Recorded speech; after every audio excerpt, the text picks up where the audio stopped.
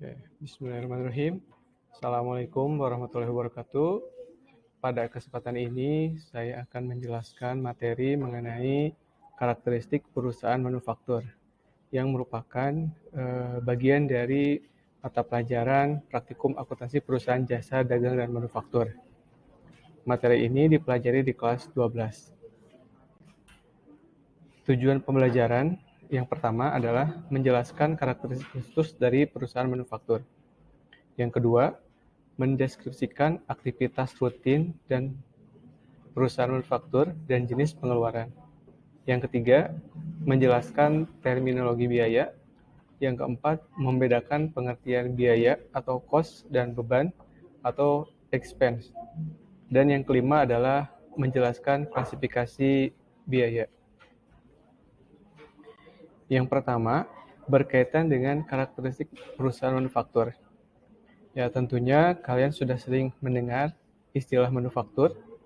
Manufaktur adalah perusahaan yang kegiatannya mengolah bahan baku menjadi barang setengah jadi atau barang jadi yang siap dijual atau dipasarkan ke konsumen.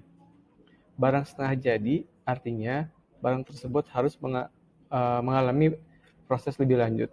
Sedangkan barang jadi itu sudah siap dikonsumsi oleh konsumen. Oke.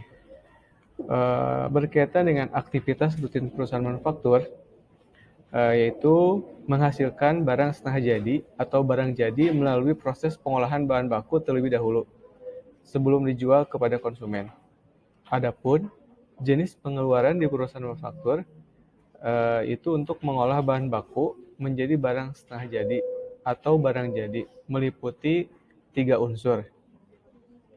Nah, ini adalah 3 unsur dari pengeluaran perusahaan manufaktur, yaitu biaya pemakaian bahan baku, yang kedua, biaya tenaga kerja langsung, yang ketiga adalah biaya produksi lainnya.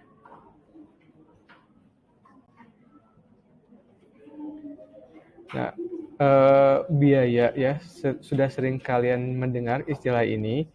Biaya merupakan pengorbanan sumber ekonomi atau modal dapat diukur dengan nilai uang, baik yang sudah terjadi ataupun yang belum terjadi. Kita harus bisa membedakan antara expense dan biaya. Intinya, cost identik dengan nilai barang modal yang dibeli.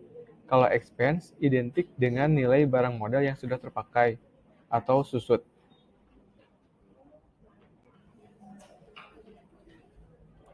Nah, ini ada klasifikasi biaya.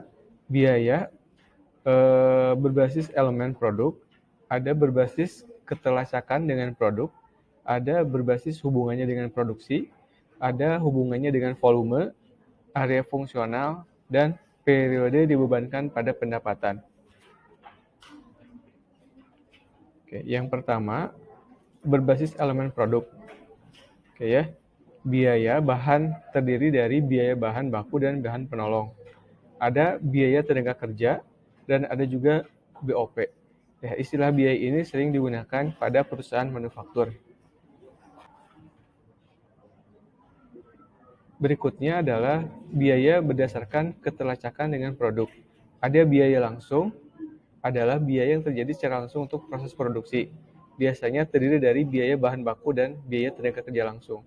Ada juga biaya tak langsung, adalah biaya yang terjadi secara tidak langsung untuk membantu proses produksi. Contohnya adalah biaya overhead pabrik. Oke. Sedangkan berdasarkan hubungannya dengan produksi, biaya dibagi dua menjadi biaya prima atau prime cost, disebut juga biaya utama. Dan yang kedua adalah biaya konversi. Ya, biaya untuk mengubah bahan baku menjadi produk jadi. Biaya konversi ini terdiri dari biaya tenaga kerja dan BOP. Berdasarkan hubungannya dengan volume, ada biaya variabel dan juga ada biaya tetap ya. Ini mungkin sudah sering kalian mendengar istilah antara variabel dan tetap. Kalau biaya variabel itu berdasarkan sebanding dengan biayanya berubah sebanding dengan perubahan volume. Sedangkan biaya tetap, berapapun produksinya, biayanya akan tetap. Selanjutnya berbasis area fungsional. Ada biaya produksi, ada biaya pemasaran, dan ada juga biaya administrasi. Ya, berdasarkan periode dibebankan pada pendapatan, ada biaya produksi adalah semua unsur biaya, baik biaya langsung maupun tidak langsung, yang dapat dihubungkan langsung dengan produk jadi. Sedangkan biaya periode, semua unsur biaya, baik biaya langsung maupun tidak langsung, yang tidak dapat dihubungkan dengan produk jadi. Nah, mari kita coba. Berbagai jenis perusahaan ada di sekitar Anda. Bisa berbentuk perusahaan jasa, dagang, dan manufaktur. Coba kalian sebutkan dan analisis karakteristik perusahaannya minimal 3 perusahaan manufaktur ya, yang ada di sekitar kalian. Ya, ini adalah contohnya nama perusahaan PT Semen Cibinong, jenis produknya adalah semen. Karakteristik perusahaannya, nah, ini PT Semen Cibinong memproduksi semen melalui proses produksi yang diawali dengan menyediakan bahan baku, lalu diolah oleh tenaga manusia dan tenaga mesin, sehingga menjadi produk jadi.